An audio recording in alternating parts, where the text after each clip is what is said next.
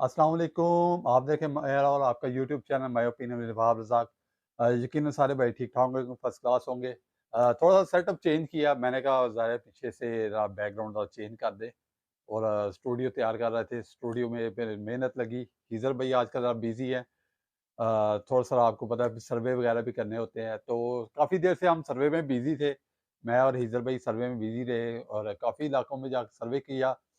जिसमें रावलपिंडी डिवीज़न था, फिर उसके अलावा लाहौर, फिर फैसलाबाद। काफ़ी ज़्यादा लोगों के रिक्वेस्ट आई हुई थी कि भाई जो आपने सर्वे किए हैं उसके क्या रिज़ल्ट है? तो भाई रिज़ल्ट तो अभी मैंने इश्यू नहीं किए कि जो मुझे उधर से फीडबैक मिला, जो मैंने उधर देखा।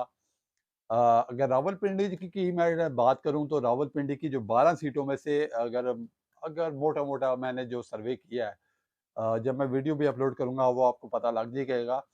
तो इस वक़्त तक जो मैंने रावलपिंडी डिवीज़न में देखा है उनमें 12 में से मैं अगर मोटा-मोटा भी कहूँ तो 8 सीटें पाकिस्तान तहरीक-ए-इंसाफ तगड़ी सीट जो है ना वो विन कर रही थी।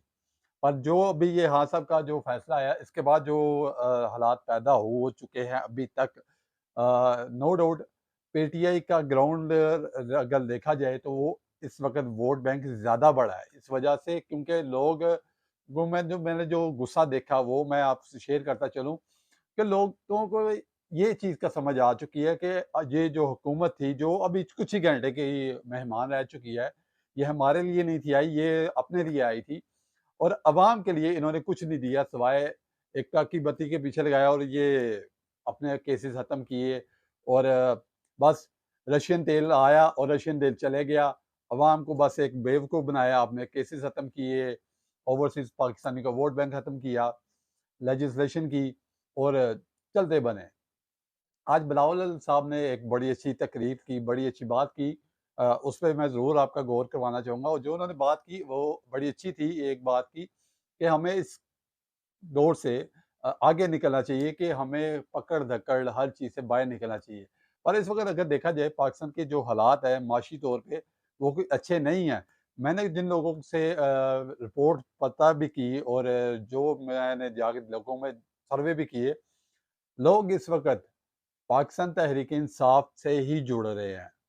अगर आप वोट की बात करें उतने यानी जो ऊपर वाले लेवल की नहीं, जो नीचे जो ग्राउंड रियलिटी है, उसमें मैंने जो देखा है वो पाकिस्तान तहरीक-ए-इंसाफ तगड़ी है।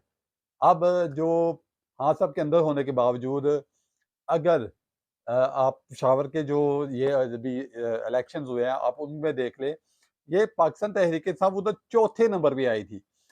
अब पहले नंबर पे आ रही है। उसकी वजह क्या है? वजह ये है कि जो ग्राउंड रियलिटी है आपने वो उसको देखना होता है और हम वही चीज़ देखते हैं, हम जो चीज़ देखते हैं मैं आपसे वही शेयर करता हूँ। मुझे काफ़ी भाइयों के क्वेश्चन आए हुए थे कि भाई आपने जो ये जो सर्वे किए हैं इसके बारे में आपके क्या फीडबैक है?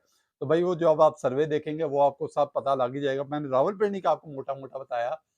जो मैंने देखा, जो मैंने उधर ग्राउंड रियलिटी महसूस की है, जो मैंने देखा है, मैंने आपसे वो शेयर कर रहा हूँ। कि मुझे जो नज़र आ रहा है कि रावलपिंडी डिवीज़न में ये सिलसिलाकार हो सकता है अगर पाकिस्तान तहरीक-ए-इंसाफ ग्राउंड में इन होगी। पर अभी तक जो लग रहा है कि इलेक्शंस की बात की जाए तो इलेक्शंस अभी आपको ये 3 माह में होते हुए तो नज़र नहीं आएँगे। मैंने अपने पिछले व्लॉग में अगर कहेंगे मैं इधर लिंक शेयर कर दूँगा। अब वो जाके देख सकते हैं। मैंने क पहले ही कहा था कि मार्च के महीने में मुझे इलेक्शंस होते नज़र आ रहे हैं। मैंने कुछ काफ़ी लोगों से बात भी की जो पाकिस्तान तहरीक-ए-इंसाफ के भी थे, मुस्लिम लीग नून के, पाकिस्तान पीपल्स पार्टी के, काफ़ी लोगों से जब मेरी बात हुई, तो मैंने ग्राउंड रियलिटी में भी ये चीज़ महसूस की कि उनको भी इलेक्शन होते हुए नज़र नहीं आ रहे। हमारे की काफ़ी जो सीनियर रिपोर्टर्स भी हैं, उन्होंने भी यही बात का किया कि इलेक्शंस होते हुए तो नज़र नहीं आ रहे। मैंने तकरीबन आज से 1.5 माह पहले भी अपने पिछले व्लॉग में भी बताया था कि इलेक्शंस होते नज़र नहीं आ रहे। जब साढ़े 9 मई हुआ तब भी मैंने कहा था कि इलेक्शंस होते नज़र नहीं आ रहे, जब पंजाब के थे, चाहे केपी के थे। तो मैंने तब भी कहा था कि इलेक्शंस होते नज़र नहीं आ रहे। ये अब ये जो निगरान सेटअप आएगा ये लंबे दौर पे जाएगा, ये तकरीबन कमोबेश आप यही सोच लें कि जो इलेक्शंस की डेट है वो मार्च की 10 के बाद की कोई डेट आएगी, 10 से पहले नहीं आ सकती। ये याद रखिए कि 10 से पहले की आपको कोई डेट नज़र नहीं आएगी। और इस वक़्त जो मैंने लोगों से भी राय ली, और काफ़ी लोगों ने मुझे क्वेश्चन भी किए हुए थे। एक भाई ने मुझे बड़ा अच्छा क्वेश्चन किया मेरे यूट्यूब चैनल पे और फेसबुक पे भी, और ट्विटर पे भी आप लोगों ने मुझे काफ़ी ज़्यादा क्वेश्चन किए हुए हैं। तो उन क्वेश्चन की तरफ मैं अभी बाद में आऊँगा। मैं आपको कुछ मोटा-मोटा 2-3 चीज़ें बता देता हूँ। अगर पाकिस्तान तहरीक-ए-इंसाफ के बाद जो दूसरी सियासी जमात बड़ी नज़र आ रही है, वो है मुस्लिम लीग नून। पंजाब में अगर जो तगड़ा मुकाबला नज़र आ रहा है, वो पाकिस्तान पीपल्स पार्टी का तो दूर-दूर तक नज़र नहीं आ रहा। मैंने जो ग्राउंड रियलिटी देखी है, पाकिस्तान पीपल्स पार्टी हाँ, जनूबी पंजाब में उनका वोट बैंक मुझे नज़र आया। जनूबी पंजाब में अगर रावलपिंडी डिवीज़न की बात की जाए, तो उधर उनका मुझे वो कोई वोट बैंक इतना तगड़ा नज़र नहीं आ रहा। उसके लिए पाकिस्तान पीपल्स पार्टी को थोड़ी मेहनत करनी पड़ेगी। जब पाकिस्तान पीपल्स पार्टी उधर कमज़ोर है, उसकी वजह क्या है कि उनके जो अपने वर्कर्स हैं, उनकी कमज़ोरी है। चेयरमैन बिलावल भुट्टो साहब को भी चाहिए था कि उधर ज़रा गौर करते। तो अब पाकिस्तान तहरीक-ए-इंसाफ तो उधर काफ़ी ज़्यादा मज़बूत है और दूसरे नंबर मुस्लिम लीग नून उधर बड़ी मज़बूत है। हाँ, और जो ये नई जमातें बनी हैं, इनका वोट बैंक अभी उधर कोई मुझे इक्का-दुक्का ही नज़र आया। इक्का-दुक्का नज़र आया, रावलपिंडी डिवीज़न में इक्का-दुक्का ही नो वोट नज़र आया। बहरहाल मुझे उनका कोई वोट बैंक नज़र नहीं आ रहा। अगर कह लें कि कहीं अगर मैं एग्ज़ाम्पल देना चाहूँगा, अगर 100 वोट डले तो 100 में से आपको पाकिस्तान तहरीक-ए-इंसाफ के काफ़ी ज़्यादा वोट नज़र आएँगे और दूसरी जमातों के मुस्लिम लीग नून के भी आपको वोट तकरीबन मिलते-जुलते नज़र आएँगे। और अगर आप दूसरी जमातों की बात करें, तो उधर आपको उनके वोट बैंक की तादाद बहुत कम नज़र आएगी, जिसमें जहांगीर इनकी अपनी पार्टी है, ठीक है? उसके भी आपको वोट बैंक बहुत कम नज़र आएगा। तो एक भाई का मुझे क्वेश्चन आया हुआ था बड़ा, उन्होंने अच्छा सवाल किया कि भाई जब आज़ाद कश्मीर की असम्बली तहलील हुई थी, तो आपने ये कहा था कि उधर पाकिस्तान तहरीक-ए-इंसाफ आपको नज़र नहीं आती क्या? तो मैंने उससे पहले कहा था कि भाई पाकिस्तान तहरीक-ए-इंसाफ को पूरा ख़त्म कर दिया जाएगा, ग्राउंड से आउट कर दिया जाएगा। तो वही हुआ। चेयरमैन तहरीक-ए-इंसाफ को जैसे ही उन्होंने अंदर किया, उनकी पार्टी, उनकी नाअहली ये तो पक्की थी, ये पक्का हो चुका था, ये फैसला हो चुका था। मैंने आपको पहले भी बता चुका था कि ये फैसला हो चुका है और ये फैसला कब का हुआ, ये आप सब भाइयों को पता होगा। अभी ये जो हमारे जज साहब ने फैसला दिया है, इस पे भी मैं आपको बताता चलूँ, इधर एक वीडियो चलती होगी। अब ये वीडियो में देख सकते हैं कि हमें अपने कानून पे कितना एतमाद है।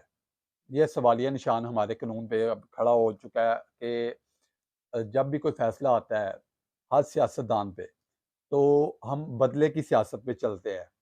जैसे पाकिस्तान पीपल्स पार्टी पे ऐसा मुश्किल वक़्त आया, तो ऐसा ही मुस्लिम लीग नून पे आया जब जनरल मुशर्रफ ने आके आप सबको इमरजेंसी नाफ़िज़ कर दी गई। फिर अब पाकिस्तान तहरीक-ए-इंसाफ के लिए ये बड़ा मुश्किल वक़्त है, पर अगर जो इंसान मुश्किलों से निकल जाए, उसको ही सियासतदान कहते हैं। लिहाज़ा दुआओं में याद रखिएगा। हाँ, अगर आपके कोई क्वेश्चन हो, तो आप मुझे व्हाट्सएप पे भी हमारी टीम 24 घंटे अवेलेबल होती है। आप अपने क्वेश्चन व्हाट्सएप भी कर सकते हैं। इसके साथ-साथ आप मुझे यूट्यूब चैनल पे भी और फेसबुक पेज पे भी और ट्विटर पे भी सवालात पूछ सकते हैं। दुआ में याद रखिएगा और रावलपिंडी के बाद अब इंशाल्लाह कल आपको दूसरे और 2 जो हलके हैं, उनकी भी मैं मुकम्मल से इंशाल्लाह कोशिश करूँगा डिटेल देता रहूँ। और आपका कौन-सा हल्का है, आप मुझे ज़रूर बताइएगा। इंशाल्लाह कोशिश करूँगा कि आपके हलके का भी मैं आपको ज़रूर बताऊँ कि उधर क्या सिलसिला-कार बन रहा है। दुआ में याद रखिएगा। सबसे पहले पाकिस्तान, पाकिस्तान ज़िंदाबाद।